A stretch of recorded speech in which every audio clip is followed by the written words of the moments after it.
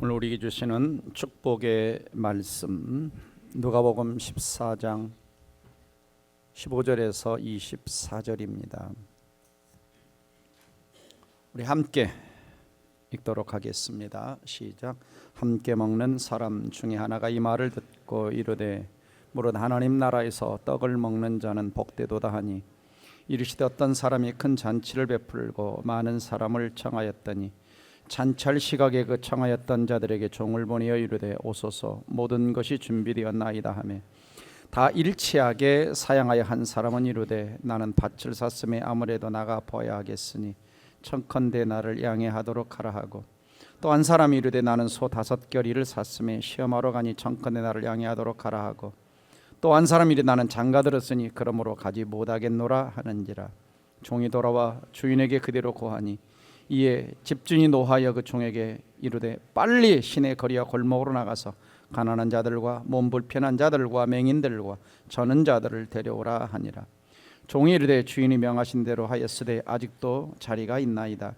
주인이 종에게 이르되 길과 산울다리가로 나가서 사람을 강권하에 데려다가 내 집을 채우라.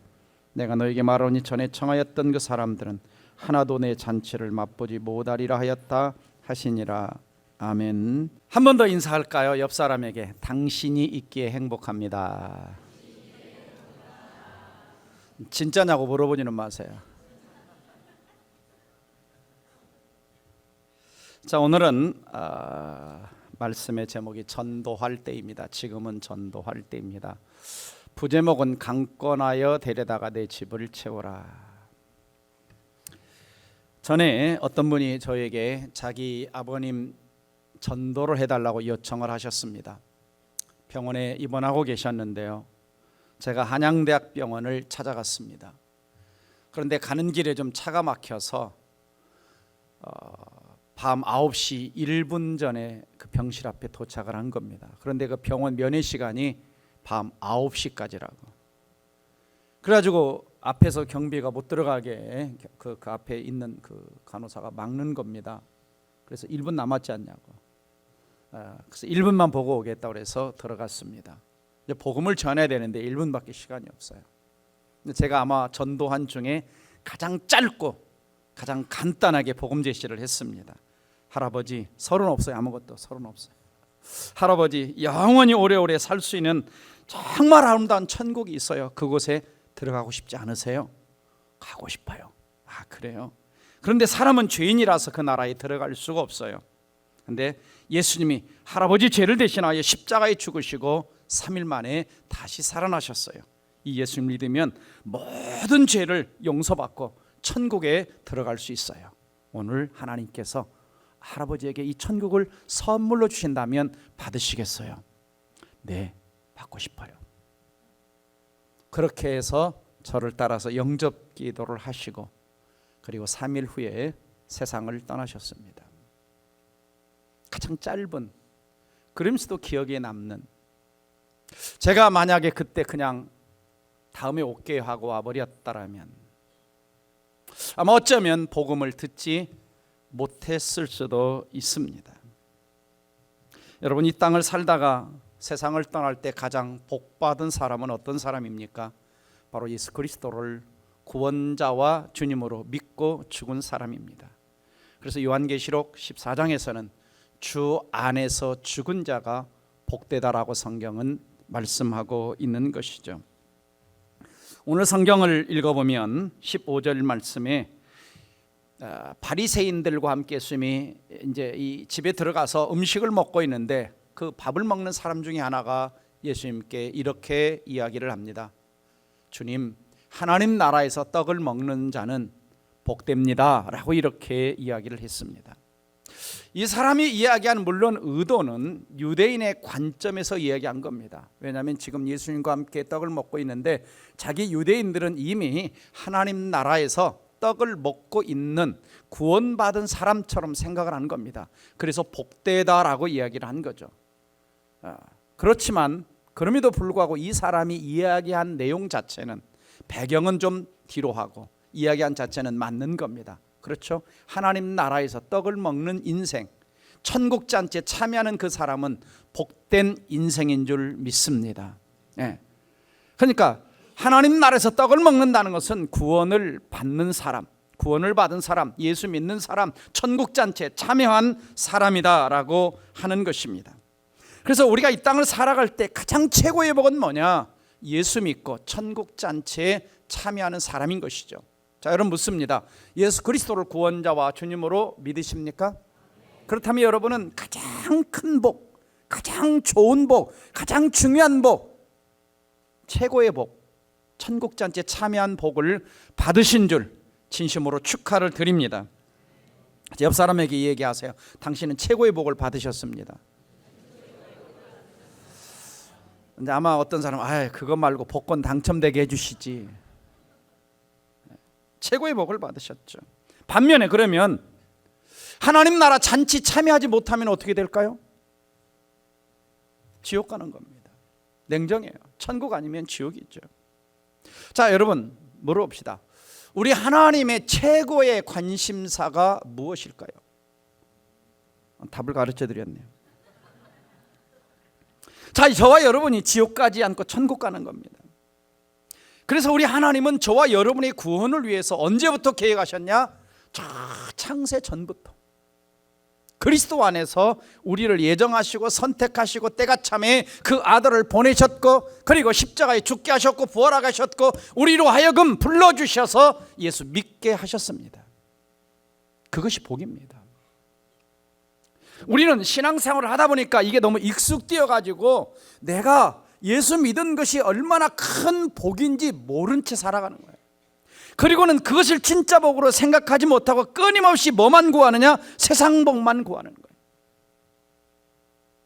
그래서 마치 내가 어떤 세상에 물질적으로 복을 받지 못했으면, 풍성하지 못했으면 마치 하나님이 나를 안 사랑하는 것처럼, 내가 복을 받지 못한 것처럼. 아닙니다. 이 세상 떠날 때 가지고 갈 건 딱 하나밖에 없어요. 예수 믿는 겁니다. 주님 앞에 설 때 얼마나 돈 많이 벌어놨냐, 얼마나 경력 쌓았냐, 주님 이거 묻지 않으십니다. 물어봅시다. 여러분 하나님을 사랑하시죠? 그러면 하나님이 관심 갖는 것에 여러분도 관심 갖고 계시죠? 좀씩 줄었습니다. 하나님 최대 관심사가 영혼 구원인데 여러분도 영혼 구원에 관심 갖고 계시죠? 네. 그래서 이렇게 찬양 부르죠. 하나님의 꿈이, 그 다음에 뭐요? 나의 비전이 되고 바라고 원하고 기도합니다. 이 찬양 부를 때 진심으로 기도하시죠? 아니 진심으로 찬양하시죠? 그렇게 현찮아가지고 아이고 참.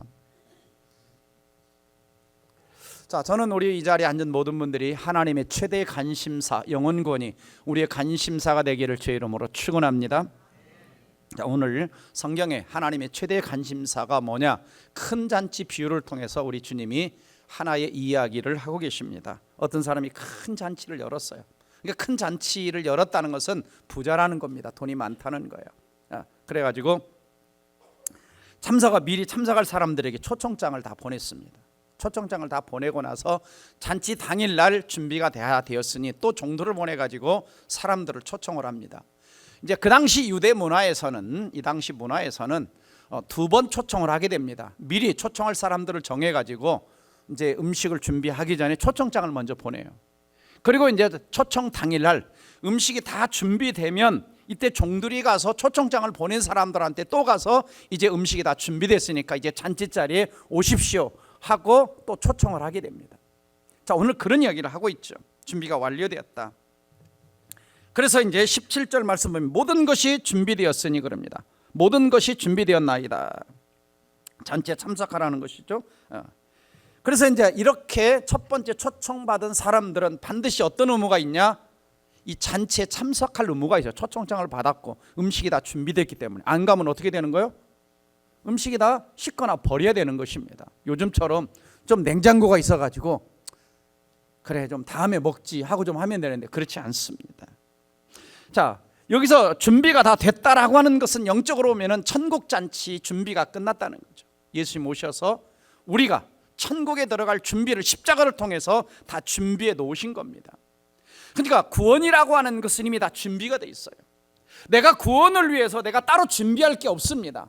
그냥 그 잔치자리에 참여해서 구원을 내 것으로 받아들이면 되는 거예요. 잔치자리에 참여해서 그 음식을 먹으면 되는 것처럼 구원의 잔치자리에 그냥 가면 됩니다. 가면 돼요. 내가 어떤 선물을 가지고 가는 것도 아니고 어떤 거창한 어떤 것을 가지고 가는 게 아닙니다. 참여하면 되는 거예요. 그런데 18절 말씀을 보니까 다 일치하게 사양하여 그랬습니다. 그러니까 초청장을 받은 사람들이 다 못 가겠다고 거절을 한 겁니다. 핑계를 댑니다. 세 종류의 사람이 나오는데 첫 번째 사람은 나는 지금 밭을 샀으니까 밭에 가봐야 됩니다. 두 번째 사람은 나 지금 소 10마리를 샀는데, 그럽니다. 5결이라고 하는 것은 한 결이 2마리씩 짝짝이 해가지고 5결이 10마리를 샀는데 그 소를 시험해 바로 가야 됩니다. 세 번째 사람은 나는 장가 갔으니 아예 못 갑니다. 첫 번째 두 번째 사람은 그래도 양해를 구하는데 세 번째 사람은 아예 못 간다고 이야기를 합니다. 처음에는 밭에서, 그 두 번째는 짐승에서, 세 번째는 아내로 점점 커가면서 핑계를 대죠. 자, 그래서 이제 이 종들이 주인한테 가서 상황 보고를 합니다. 사람들이, 초청한 사람들이 못 오겠다 그럽니다. 그러자 주인이 뭐 했어요? 노하여 그럽니다. 노하여. 예, 화가 났다 그럽니다. 21절 말씀에 집주인이 노하여 화가 났다. 예, 화가 났다 그럽니다. 그러니까 여기서 큰 잔치는 천국 잔치고 주인은 누구냐? 하나님입니다. 그러니까 하나님도 뭐 하신다는 거예요? 화를 내는 거예요. 화를 내는 거예요. 그래가지고 뭐라고 다시 명령을 내리냐? 빨리 시내 거리로 골목골목 찾아가서 가난한 자들, 몸이 불편한 자들, 잘 못 걷는 사람들, 앞을 못 보는 사람들, 다 이 사람들을 채워라, 데리고 와라. 그래가지고 이제 순종해가지고 다 데리고 왔어요. 자리를 채웠는데 처음에 초청 대상자보다 좀 적어가지고 빈자리가 아직도 많이 남은 거예요. 그럼 다시 종들에게 명령을 내립니다.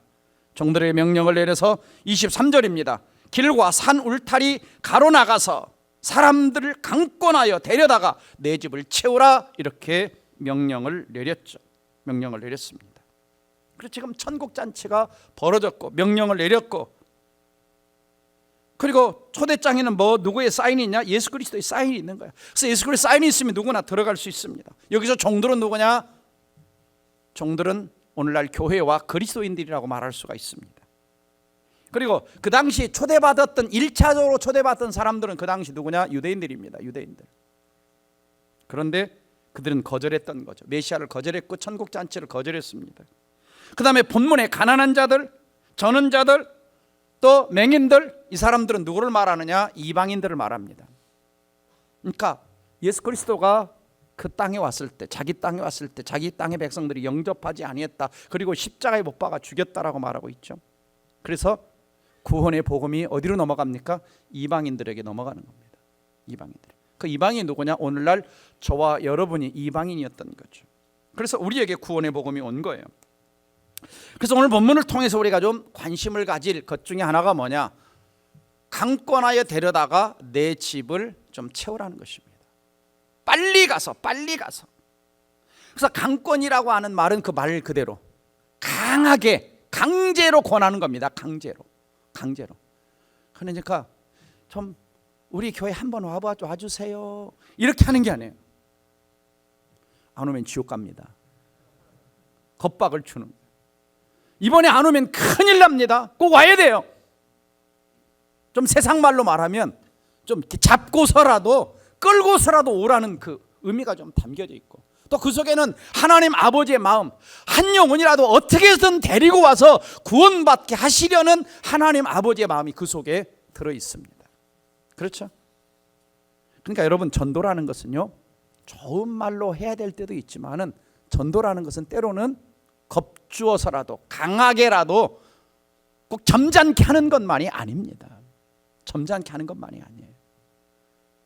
어때? 여러분 길거리 나가면 막 점잖게 전도 안 하고 막 피켓 들고 막 그냥 여기다가 어깨다가 막 이렇게 예수 천당 불시조하고 막 스피커 들고 막 외치는 사람이 있죠. 근데 가끔 보면 그런 사람 보면은 저는 좀 부끄럽습니다. 저는 한 번도 그렇게 해본 적이 없어가지고. 이런 건 해요. 어떤 사람이 왔어요. 전도사장자가. 복음을 거부합니다. 그러면 다음에 만날게, 이렇게 안 합니다. 선생님, 제가 지금까지 말씀드린 건 진리입니다. 선생님이 안 믿더라도 분명히 선생님 예수 믿으면 천국 가지만 안 믿으면 지옥 갑니다. 지옥 간다 그러죠. 지옥 개념이 다 있거든. 그리고 혹시 집에 가서 제 말이 진짜라고 생각되시면 다시 한번 연락 주십시오 하고 명함을 줘요. 그랬더니 일주일 만에 연락이 왔어요. 그래서 두 사람이 예수 믿었습니다. 그래서 꼭 예수 안 믿겠다고 이제 버팅이면 저는 겁을 줍니다. 겁을 줘요. 안 믿으면 지옥 갑니다 그래요. 여러분 그렇게 해보셨어요? 효과가 있더라고요. 효과가 있어요. 왜? 우리가 주님은 때를 얻든지 못 얻든지 상황이 되든지 안 되든지 복음을 전하라 그랬거든요. 여러분 자녀들이 자 몸이 아파요. 약을 먹이면 잘 안 먹잖아요. 그럼 뭐 해요? 그래 먹지 마. 그렇게 합니까? 아니면 쥐어 박아서라도 아니면 입을 부쩍 끌어도 왜? 사랑하니까. 지금 이 강권이란 말 속에는 그게 들어있는 거예요. 우리가 주는 것이 최고의 복, 가장 기쁜 소식이기 때문에 손해날 것이 없어요. 그 심정을 가지고. 그럼 왜 우리가 강권하여 주님의 집을 채워야 되느냐? 첫 번째 이유는 한 생명이 천하보다 귀하기 때문에. 마태복음 16장 26절 같이 읽으면 시작. 사람이 만일 원 천하를 얻고도 제 목숨을 잃으면 무엇이 유익하리요? 사람이 무엇을 주고 제 목숨과 바꾸겠느냐? 그렇죠. 한 영혼이 천하보다 귀하다 그런 거예요. 그렇잖아요. 아무리 천만금을 가졌어도 그 목숨 잃으면 땡 끝입니다. 그렇죠. 이번에 일론 머스크가 트럼프 대통령을 도와가지고 그 다음날 주식이 15%가 올랐는데 재산이 20조 원이 불어났대. 하룻밤에 재산이 자기는 2,500억 후원을 했는데 근데 세상 떠나면 그 많은 거 어떻게 하겠어요? 소용없는 거예요. 소용없는. 아무리 많아도. 우리 예수님께서는 누가복음 15장에서 비유를 말씀하십니다. 드라크마 비유, 이런 양의 비유, 이런 탕자의 비유. 하나가 귀하다는 거죠. 하나를 찾는데 찾고 찾지 않겠느냐. 그래서 누가복음 15장 7절 이렇게 말씀하십니다. 시작. 죄인 한 사람이 회개하며 하늘에서는 회개할 것 없는 의인 99으로 말미암아 기뻐하는 것보다 더하리라 그랬어요. 하나님은 한 영혼이 구원받는 걸 가장 기뻐합니다. 그러면 누가 가장 싫어할까요? 구원받는 걸 가장 싫어하는 게 누구요? 마귀요. 그러니까 별별 방해를 다 하는 것입니다. 그래서 오늘 성경 말씀도 보면은 18절 이하에서 다 같이 일치하게 사양하여 이르되 누가 방해하는 거냐? 사탄이 핑계거리를 만들어 줍니다. 그래서 밭을 샀는데 가봐야 되겠다. 아니 왜 초청장 분명히 받았는데 왜 오늘 밭을 보러 가야 돼요? 내일 가도 되잖아요. 또 누가복음 17장 그래서 28절 30절 보면은 노세 때 사람들이 먹고 마시고 사고 팔고 심고 집을 짓더니 롯이 소돔에서 나가는 날에 하늘로부터 불과 이왕이 비오다여 그들을 멸망시켰느니라. 예수님 오실 때도 그렇다 그러는 겁니다. 먹고 마시고 하느라고 관심이 없는 거예요. 초청이다. 두 번째 사람 소 5결이 10마리 샀는데 시험하러 가야 된다. 현재형입니다. 그러니까 지금 초청장을 받았는데 지금 뭐하고 있냐? 초청장을 무시하고 지금 뭐하고 있냐? 소 시험하러 가고 있는 현재 시제로 나왔어요. 그러니까 지금 주인의 초청을 무시한 거죠. 무시한 거예요. 그러니까 오늘날로 말하면 자동차 막 샀는데 대통령이 초청했는데 나 대통령 초청 못 받고 지금 저 자동차 시험하러 가야 되니 똑같은 거예요. 꼭 그 시간에 시험하러 가야 돼요? 뭐 자동차가 어디 날아갑니까? 세 번째 사람 장가 가는데 못 가겠다. 그래도 조금 이해됩니다. 왜? 율법에서 장가 간 사람은 1년 동안 군대 보내지 말고 그 아내를 기쁘게 하라 그랬거든요. 장가 간 사람은 1년 동안 아내를 기쁘게 해줘. 그러니까 조금 이해는 되는데 이 사람은 아예 양해도 안 구하고 못 가겠다 그럽니다. 못 가겠다. 다 핑계죠, 핑계. 그러니까 전도하다 보면 약속해놓고 핑계가 많아요. 그래서 뭐 시부모님 올라와서요, 결혼식장 가야 되세요, 시댁에 가야 되세요, 갑자기 출근을 해야 되세요, 뭐 별 핑계들이 많습니다. 그래도 포기하면 안 됩니다. 왜? 예수님이 이렇게 경고하셨어요. 뭐라고 경고하셨냐? 노아가 방주에 들어가던 날까지 사람들이 다 먹고 마시고 장가들고 시집가더니 홍수가 나서 그들을 다 멸망시켰다. 구원에 관심이 없었다는 겁니다. 자기 삶에만 관심이 있어서. 네. 그래서 전도는 뭐냐? 영원한 운명을 결정하는 시간인 거예요. 중요한 것입니다. 중요한 거예요. 두 번째는 주님의 명령이기 때문입니다. 사람을 강권하에 데려다가 내 집을 채우라, 명령이죠. 또 마가복음 16장 15절 너희는 온 천하에 다니며 만민에게 복음을 전파하라, 명령이죠. 디모데 4장 1 너는 말씀을 전파하라, 명령이죠. 때를 얻든지 못 얻든지 항상 힘쓰라, 다 명령입니다. 누구의 명령? 만왕의 왕이신 하나님의 명령입니다. 자, 성경에서 하라고 했는데 안 하면 뭐예요? 대답하기 싫죠. 전도하라 그랬는데 안 하면 뭐예요? 그거 불순종인 거예요. 죄인 거예요. 존 스토 목사님은 전도하지 않는 죄라는 책을 썼어요. 전도하지 않는 죄. 그러니까 똑같아요. 전도하지 않는 사람 뭐 어떤 사람하고 똑같냐? 이 앞에 핑계대는 사람하고, 나 사업자 가야 되니까 전도 못해요. 나 장 보러 가야 되니까 전도 못해요. 핑계가 비슷하다니까요. 전도 안 하는 사람 보면은 핑계가 비슷해. 핑계가 비슷해. 오늘 우리 심령이 점점 뭐 하고 있냐? 교회를 다니면서 식어져 가고 있어요. 처음 내가 구원받을 때 열정, 감격, 그래서 막 처음에 가서 막 예수 믿으라고 막 전도했던 이게 세월의 흐름 속에서 영혼에 대한 안타까움 이런 것들이 식어버리고, 처음에도 남편 한번 전도하다가 안 되니까 에이 저렇게 그냥 속 썩이는 지옥에나 가라 그러고 앉아있어. 마음이 식어버린 거야.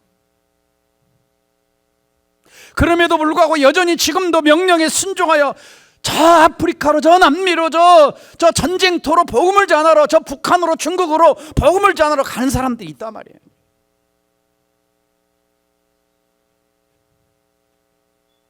전에도 말씀드렸죠. 제가 인디오 마을 갔다 와서 참 해마다 그 사람들이 우리 장비를 들고, 그 다음에 1,500명 분의 그 한 달 동안 먹을 수 있는 약을 산더미처럼 가방 싸가지고 그 인디오 마을을 찾아가는 거예요.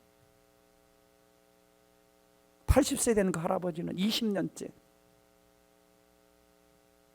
와, 아직도 전 세계는 그런 분들이 많이 계세요. 어젯밤에 간증했던 분은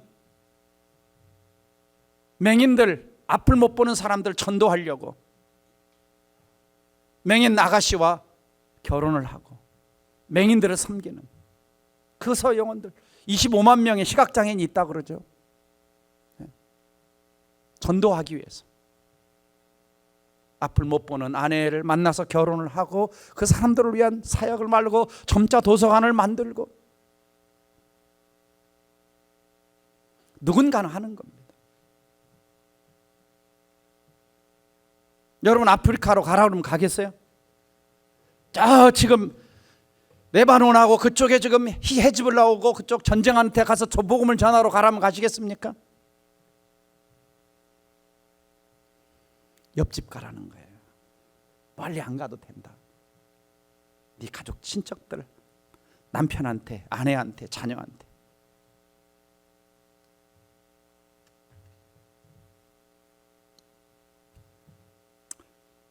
한번 물어봅시다. 나는 정말 지금까지 인생을 살면서 정말 힘을 다해 목숨 걸고 전도해 본 적이 있습니까?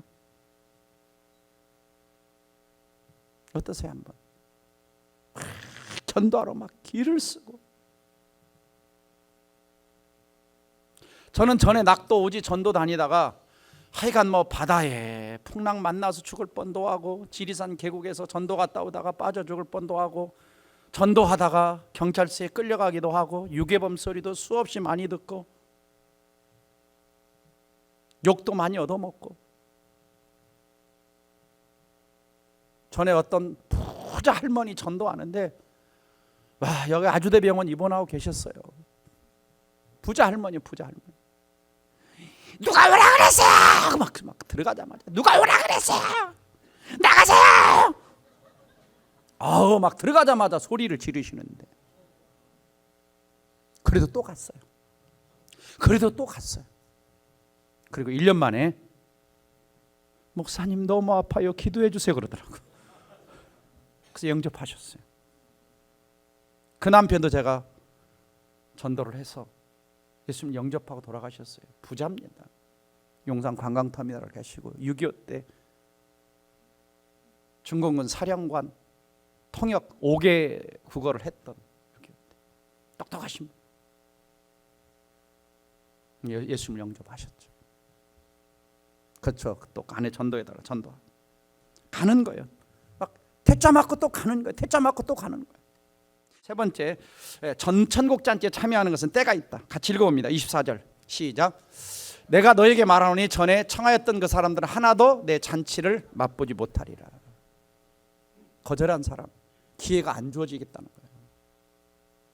여러분, 항상 기회가 주어지는 게 아닙니다. 항상 내 곁에 그 전도 대상자가 살아있는 것은 아니에요. 살아있을 때 전도해야 되는 겁니다. 살아있을 때. 아까 그 할아버지 얘기했잖아요. 3일만 늦었더라면 복음을 못 들을 수가 있어요. 3일만 늦었더라면. 저는 그런 경험이 많아요. 복음을 전하고 한 달 만에, 2주 만에, 3주 만에, 한 달 만에, 석 달 만에 이렇게 돌아가신 분들이 많이 계셔서 복음을 전했는데 때가 있는 겁니다. 그래서 억지로라도 바울이 그럽니다. 고린도서 9장 16절에 다 같이 읽습니다. 시작. 내가 복음을 전할지라도 자랑할 것이 없으면 내가 부득불할 일임이라. 만일 복음을 전하지 아니하면 내게 화가 있어. 부득불 해야 돼. 부득불이 무슨 뜻일까요? 부득불. 하지 아니할 수 없어. 마음이 내키지 아니하나 마지 못하여. 마음이 안 내켜도, 내가 할 상황이 안 돼도, 저 사람 너무 믿고 지옥 가면 좋겠는데 그런 마음이 들어도 복음을 전했다는 겁니다. 왜? 내가 복음을 전하자면 내가 하나님이 나에게 화를 내실까 봐, 화가 당할까 봐. 마지막 네 번째는 예수님 외에 다른 길이 없기 때문에 강권하여 복음을 전해야 됩니다. 예수님 내가 길이요 진리요 생명이니 나로 말미암은 자고는 천국에 들어갈 자가 없다고 말씀하셨고, 하나님께서는 이 땅에 예수 외에 구원받을 만한 다른 이름을 이 땅에 인간들에게 주신 일이 없기 때문이라고 말씀합니다. 다른 길은 없어요. 오늘 안타깝게도 종교다원주의를 쫓아가는 사람들은 모든 종교에 구원이 있다, 뭐로 가든 서울만 가면 된다, 어떤 종교를 통해서든지 하나님께만 가면 된다, 이슬람도 하나님을 부르지 않느냐. 그렇죠. 이슬람 그들이 알라가 하나님이란 뜻입니다. 알라, 단일신 하나님, 삼일체 하나님이 아니고 단일신 알라, 엘이란 뜻입니다. 엘, 가브리엘, 사무엘 할 때 엘이란 뜻이. 근데 성경의 본질적인 하나님과는 근본적으로 좀 다릅니다.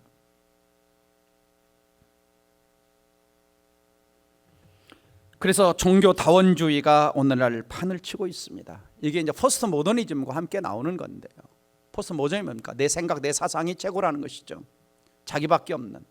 그래서 종교다원주의는 종교의 여러 차원을 인정하는 겁니다.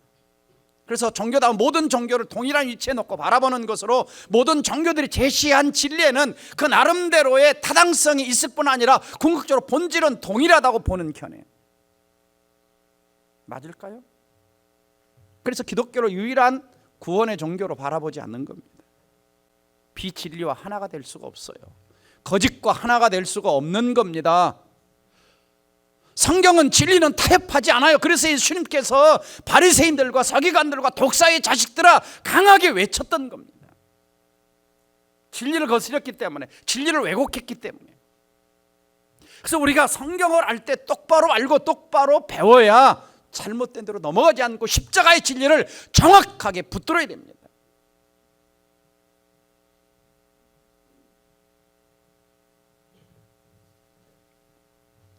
다시 본문으로 돌아가서 주인이 노하여 그럽니다. 21절에 주인이 노하여 빨리 가서 사람들을 강권하여 내 집을 채워라 그럽니다. 빨리 가서. 자, 오늘 우리는 이 음성을 내게 주신 음성으로 받아야 됩니다. 오늘날 우리는 편안하게 주일날 와서 예배드리고, 그 다음에 식당에 가서 점심 식사하고, 그 다음에 일주일 동안 내 일터와 사업장 속에서 그냥 살아가고, 그 다음에 아무 관심 없이 그저 그렇게 살아갑니다. 내 옆에 영혼이 죽어가든 상관이 없습니다. 그저 나만 좀 배 따뜻하고 달에 뻗고 자면 그것으로 되겠지라고 하는 생각 속에 살아갑니다. 그러는 사이에 내 주변에 내 맥박이 똑딱 한 번 뛰는 사이에 수많은 영혼들이 지금도 죽어가고 있습니다. 다음 성경을 같이 읽습니다. 잠언 24장 11절 12절 시작. 너는 사망으로 끌려가는 자를 건져주며 살육당하게 된 자를 구원하지 아니하려고 하지 말라. 내가 말하니 나는 그것을 알지 못하였노라 할지라도 마음을 저울질하시는 이것이 통찰하지 못하겠으며 내 영혼을 지키시는 이것이 알지 못하시겠느냐. 그가 각 사람의 행위대로 보응하시리라. 사망으로 끌려가는 자, 살육당하게 된 자를 구원하지 아니하라고 무관심한 채, 저 지옥을 향해 끌려가는 자를 무관심한 채 내버려두지 말라는 것입니다. 바로 내 주변의 영혼들이 죽느냐 사느냐 우리의 손에 달려 있습니다. 밧줄이라고 하는 영상을 하나 보도록 할 텐데요, 한 6분 정도 하게 됩니다. 전에 보셨던 분들도 계시지만 다시 좀 보시고, 좀 영상을 옛날에 비디오로 된 것을 좀 이렇게 다운로드를 받다 보니까 영상이 화질이 좀 안 좋고, 이 영상은 이제 제가 1999년도에 사랑의 교회에서 전도 집회 전에 사랑의 성도들에게 보여주려고 만들었던 그 영상입니다. 한번 보도록 하겠습니다.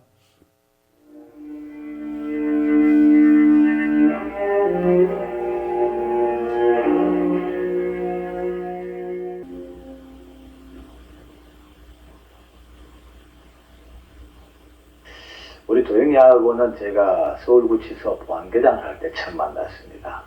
너 죽을 준비됐냐? 이렇게 물었죠. 그러니까 그 소리를 듣자마자 이제 얼굴이 굳어지는 겁니다. 이 사형수들이 죽는다는 소리 여기는 참 민감합니다. 야, 너만 사형수가 아니고 나도 사형수 아니냐.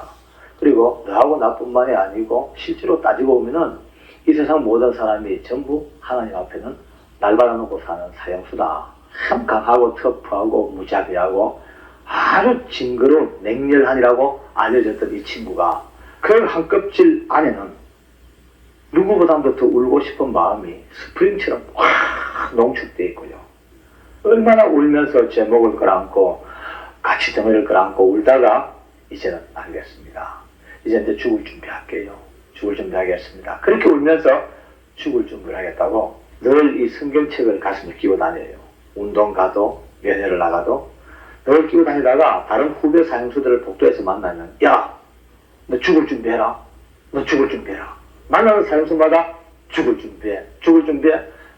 많은 사형수들의 마음이 도영이의 그 눈물의 한마디, 죽을 준비해라. 그 한마디 앞에 변화되고 이런 말로 표현할 수 없는 그런 역사가 일어났죠. 1991년 어느 날 아침, 박효진 장로를 비롯한 서울구치소 신호 회원들은 팽팽한 긴장감이 감도는 사형장으로 모여들었다.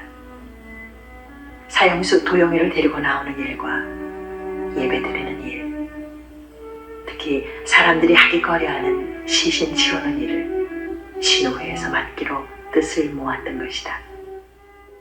법무부 장관님의 명령을 따라 오늘 윤도영 씨의 사형을 집행합니다.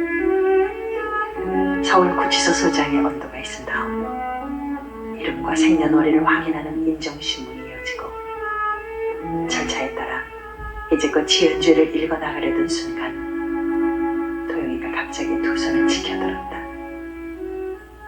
지금 소장님께서 읽으시는 그 죄를 제가 다 지었습니다. 제가 인정합니다. 그러나 그 죄는 제가 하나님을 알기 전에 지었던 죄였습니다. 하나님이 다 용서해 주시고 기억도 아니하시는 그 더러운 죄를 또 제 귀로 듣고 가기가 싫습니다. 용서받은 영혼 깨끗한 그대로 아버지 나라 갈 수 있도록 제발 그 더러운 죄를 읽지 말아 주셨으면 좋겠습니다. 사람들이 지켜보는 가운데 신호 회원들은 도영 가까이에 모여 먼저 임종 예배를 드리고 마지막 인사를 나눈다. 자리에서 서류를 챙기던 소장은 도영의 안국 기증서를 발견하고 직접 작성한 것인지를 묻자 도영은 마음이 바뀌었다고, 이제는 눈뿐만 아니라 장기와 몸을 모두 내놓겠다고 담담히 말한다. 제 마지막 유언을 말씀드리겠습니다. 제 마지막 부탁은 여기 계신 모든 분들이 모두가 다 제가 믿는 이 하나님을 믿으시기를 바랍니다. 그리고 이미 밧줄을 보는 순간에 혼이 나가버려요. 하고 그냥 놀래는 사람, 주저앉는 사람, 거기다가 오줌을 싸는 사람, 앉아서 저주하고 욕설을 내뱉고, 또 어떤 사람은 기껏 내뱉는 소리가 마지막으로 담배 한 대만 피우게 해주십시오. 그 담배 한 대 입에 꼬나물고 연기가 폐에서 다 빠져나가기도 전에 결국 목이 매달려 그냥 그렇게 죽습니다. 도용의 형 집행 후 시신 수습을 위해 지하실로 내려간 신호 회원들은 입술로는 당당하게 하나님을 시인했지만 아직도 가늘게 경련을 일으키고 있는 도용의 죽음을 거론하게 된다. 사형 집행 당한 사형수의 시체 속에는 많은 더러운 귀신들이 들어앉아 있다가 우리 제일 먼저 손대는 사람에게 그냥 올라탄다고 그런 이제 옛날부터의 뒷이야기가 흘러옵니다. 그러니 아무도 그 시체를 건드릴 엄두를 못 내요, 좀처럼. 그런데 이 집사님이 이 시신을 가슴에 끌어안고 뺨을 들이대면서 옵니다. 울면서 도영아 자식을 잃은 아버지 마음으로 끌어안고 울다가 한참 울다가 정신을 차리고 보니까 아직도 목에 밧줄이 그냥 걸려있죠. 울면서 이제 목에 걸려있는 그 동아줄을 풉니다. 쭉쭉쭉 반쯤 풀다가 너무나 가슴이 격해지니까 한쪽 손을 쳐들고 하나님께 기도를 합니다. 하나님, 이 세상 사람들은 도영이를 용서할 수 없어서 이렇게 목을 매달아 죽였지만 저희들은 이제 예수님의 이름으로 이 목에 걸려있는 사망의 밧줄을 풀어냅니다. 하늘을 향해 뜨거운 기도를 하던 그 집사님은 도용의 두건을 벗겨내고 그 뺨에 자신의 뺨을 부비며 울부짖는다. 주여, 이 사망의 밧줄을 주께서 풀어주소서. 이 사망의 밧줄을 풀어주소서. 주님, 도영에게만 이 밧줄이 걸렸겠습니까? 이 세상 모든 사람들 목에 이 밧줄이 걸렸을 텐데 주님, 이 밧줄을 풀어주십시오. 이 밧줄 풀어주십시오. 울면서 그 밧줄을 풀어냅니다. 맞아. 누군가의 목에서 밧줄을 풀어줘야지. 이럴 때가 아니야. 내가 누군가의 목에서 지금도 밧줄을 벗겨주러 나가야지.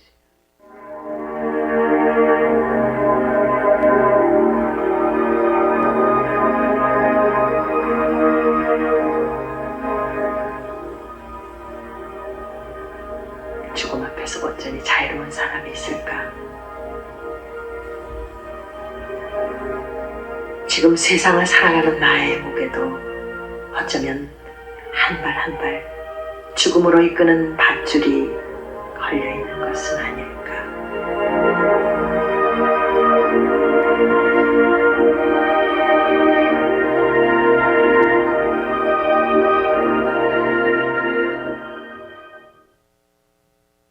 기도하겠습니다. 사랑하는 성도 여러분, 하나님은 예수 그리스도를 통해서 우리 목에 걸려 있었던 사망의 밧줄을 풀어내 주셨습니다. 그러나 아직도 예수 그리스도를 믿지 않는 사람들의 목에는 사망의 밧줄이 걸려 있고 그대로 놔두면 영원한 멸망의 지옥으로 떨어지게 됩니다. 그 누군가는 그 목에 걸려 있는 사망의 밧줄을 끌어주러 가야 하는 것입니다. 시간이 많지 않습니다. 항상 그들이 내 곁에 있는 것은 아닙니다. 이번 11월 17일 강권에서라도 초청해서 그들의 목에 걸려 있는 사망의 밧줄을 풀어주는 그런 계기가 되게 해달라고, 내가 가서 붙들고 그들을 데려오려고 할 때 모든 사탄의 방해를 물리쳐 주시고 구원받는 역사가 일어나게 해달라고, 나를 사용해 달라고 이 말씀 붙들고 함께 통성으로 기도하겠습니다. 다 같이 기도합니다.